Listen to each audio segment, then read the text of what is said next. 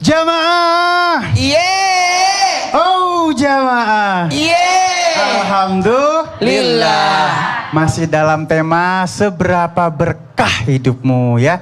Terima kasih juga untuk seluruh Indonesia yang sudah nonton, khususnya untuk daerah Jakarta, Bandung dan Surabaya ya.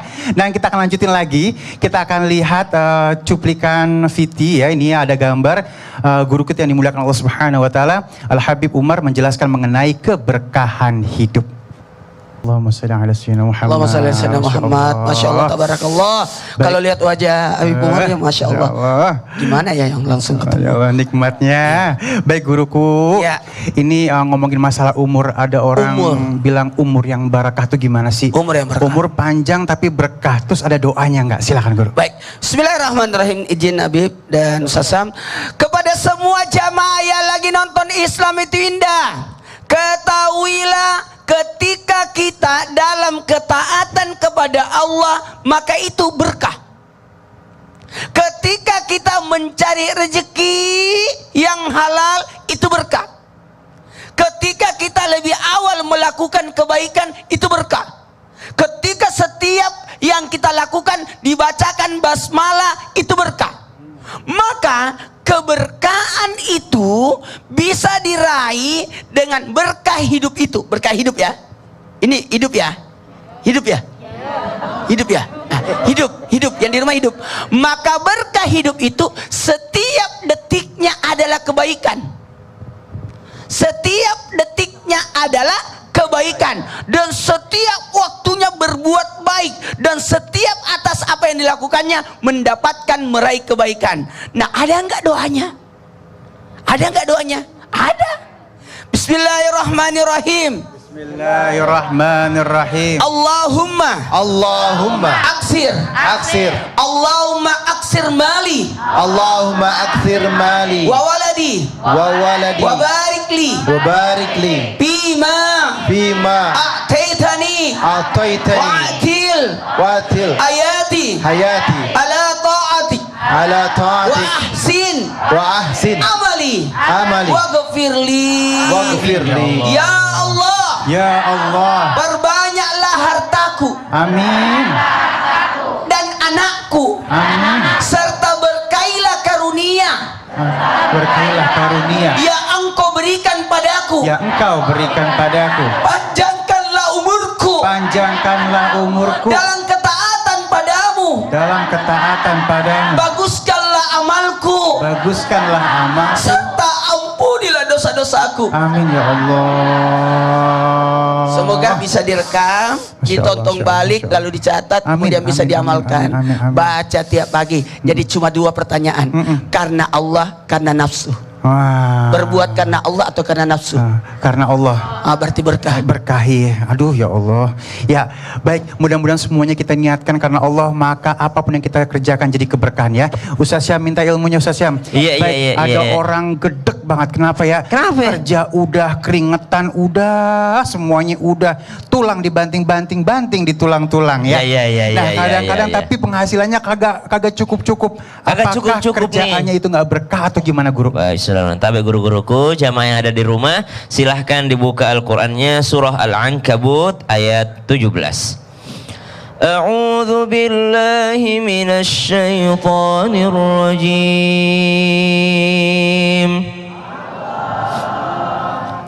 Innama ta'buduna min dunillahi awthanan wa takhluquna ifka. Innal ladzina ta'buduna min dunillahi la yamlikuna lakum rizqan. لا يملكون لكم رزقا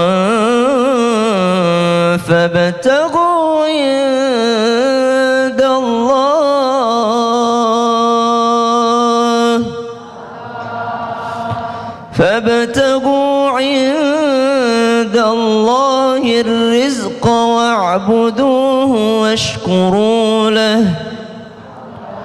إليه ترجعون.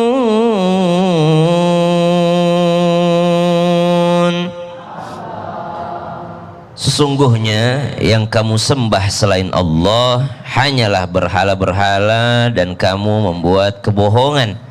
Pada masa Nabi SAW ada seseorang bernama Amr bin Jamuh. Amr bin Jamuh ini anak-anaknya duluan masuk Islam. Anak-anaknya sangat cerdas untuk mengajak orang tuanya masuk Islam. Lalu berhala-berhala yang disembah oleh bapaknya ini dikerjain oleh anak-anaknya. Anak-anaknya pun datang untuk melumuri darah binatang kepada berhala-berhala ini. Di pagi hari sang bapak pun mencari berhala ini karena anaknya telah menyembunyikan berhala tadi. Lalu dikatakan, apakah engkau melihat berhala-berhalaku wahai nak? Kata anak-anaknya, enggak tahu pak, ayo kita cari bersama. Ketika ditemukan berhala-berhala tersebut sudah terlumur dengan darah binatang, lalu ada bangkai anjing di sampingnya. Lalu subhanallah sang ayah mengatakan, siapa yang melakukan ini? Sang anak-anak pun mengatakan, kalau begitu besok kita kasih aja pedang di samping berhalanya pak, biar berhalanya bisa melawan seandainya dia harus dikerjain sama orang-orang. Akhirnya keesokan hari pun demikian, namun ternyata tetap terjadi. Maka begitulah cara anak-anak Amr bin Jamuh mengajak orang tuanya masuk ke dalam agama Islam. Dari sini kita lihat bagaimana keberkahan daripada sebuah pekerjaan, yakni pekerjaan mengajak orang tuanya masuk ke dalam Islam.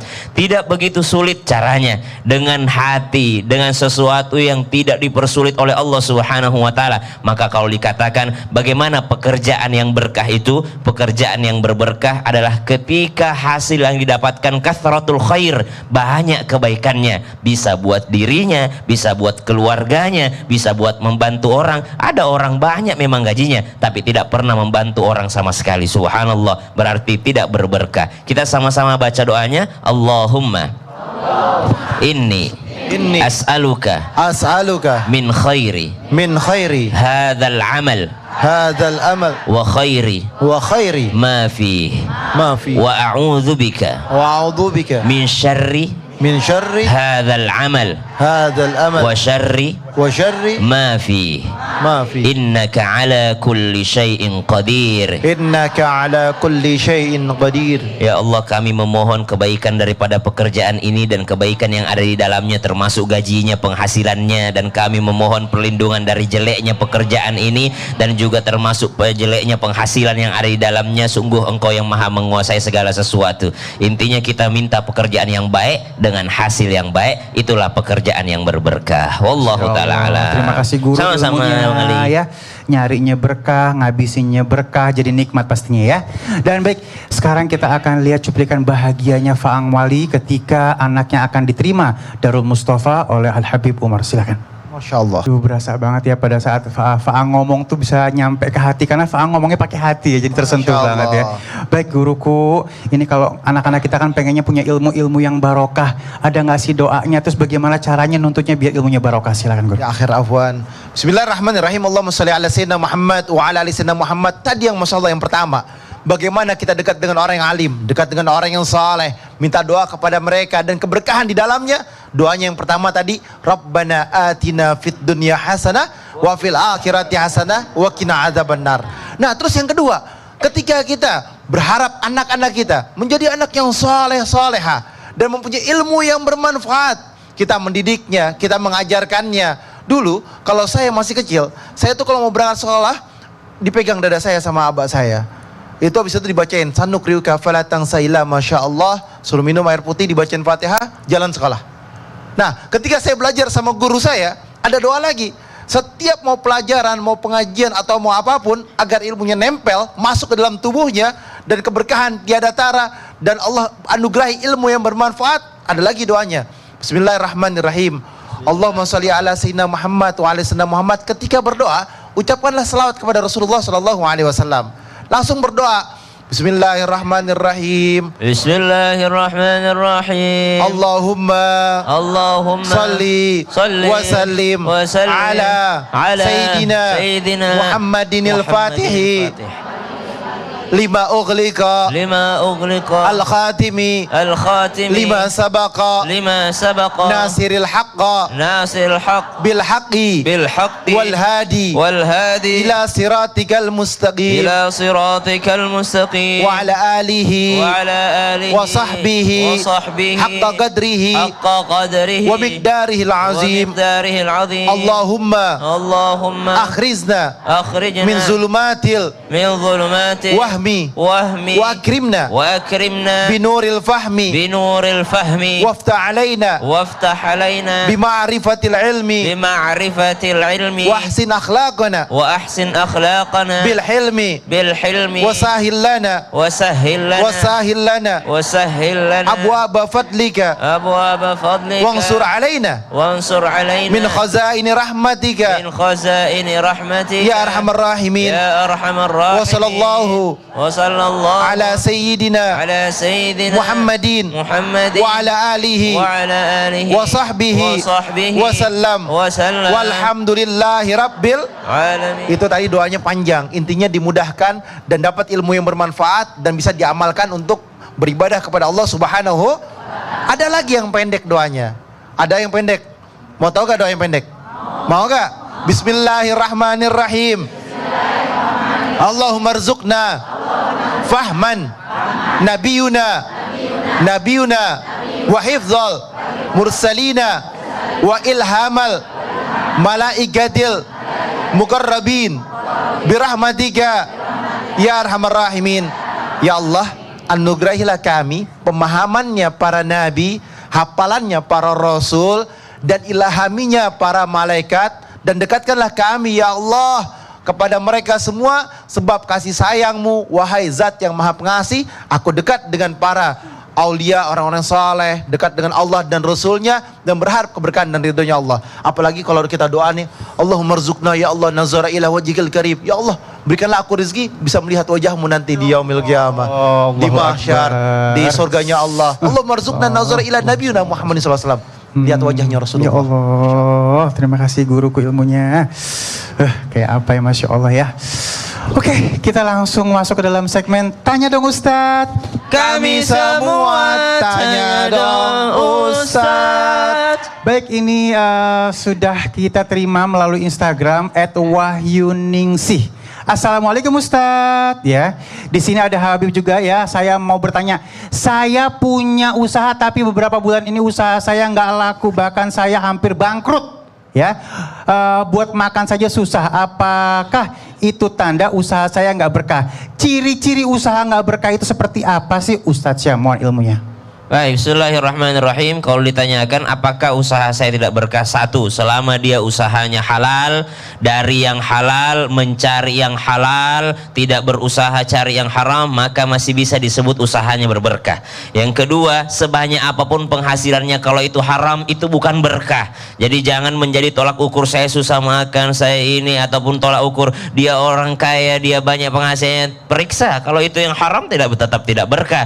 Walaupun susah tapi dia berusaha cari yang halal, maka itu tetap keberkahan yang akan didapatkannya. Ibu jualan aja itu udah berkah namanya. Kenapa? Karena Nabi SAW jualan. Karena Nabi SAW adalah seorang pengusaha. Maka jangan underestimate dengan apa yang dijual. Jangan langsung mau instan menjadi seorang pedagang dengan toko yang sangat besar, cabang di mana-mana. Intinya keberkahan itu kalau kebaikannya bertambah. Mungkin dari sisi penghasilan sedikit, makan susah, mungkin kelihatan makannya susah. Maksudnya makan susah gimana? Susah beli yang mahal-mahal. Tapi kalau untuk kenyang mah masih ada gitu ya. Banyak orang mengaku saya buat makan aja susah. Ya susah karena memang kau mau makan yang elit-elit. Coba sesuaikan makanan dengan isi dompet, maka insya Allah makannya mudah. Lihatlah bagaimana Nabi SAW, beliau sampai menahan lapar. Apakah hidup Nabi tidak berkah? Tentu saja kita tidak berani mengatakan hidup Nabi tidak berkah. Kalau ukurannya berkah adalah lapar dan kenyang, maka Nabi tidak pernah kelaparan. Padahal Nabi juga pernah kelaparan. Maka selama ibu berusaha cari yang halal, selama itu pula lah pekerjaannya berkah. Wallahu ta'ala alam. Masya Allah, terima kasih. Dan sekarang kita kasih kesempatan buat jamaah yang ada di studio. Siapa yang mau nanya? Banyak banget ya. Kita pilih salah satu aja. Oh, baik, silakan Ibu. Boleh berdiri ya.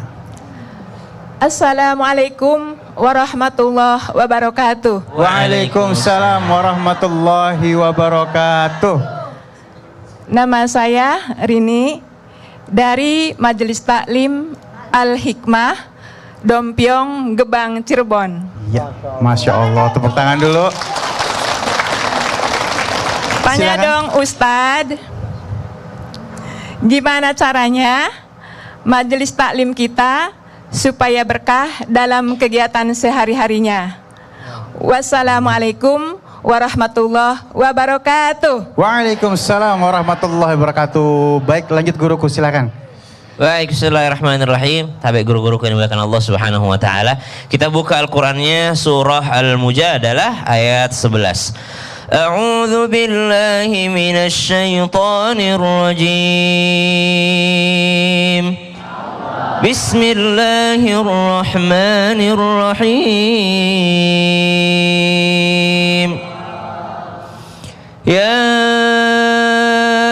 ayyuhalladzina amanu idza qila lakum tafassahu fil majalis فافسحوا يفسح الله لكم وإذا قيل انشزوا فانشزوا يرفع الله الذين آمنوا منكم والذين أوتوا العلم درجات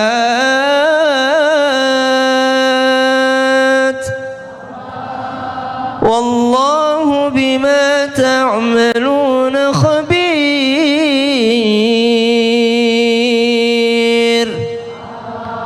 Allahumma arhamna bil Quran. Bagaimana agar majelis taklimnya berberkah? Itu pertanyaan Bu ya. Satu, majelis ilmu dikatakan dalam Al-Quran fafsahu yafsahillahu lakum. Berlapang-lapanglah dalam majelis, jangan saling sikut. Ini ada orang tiap majelis taklim berantem aja kerjanya.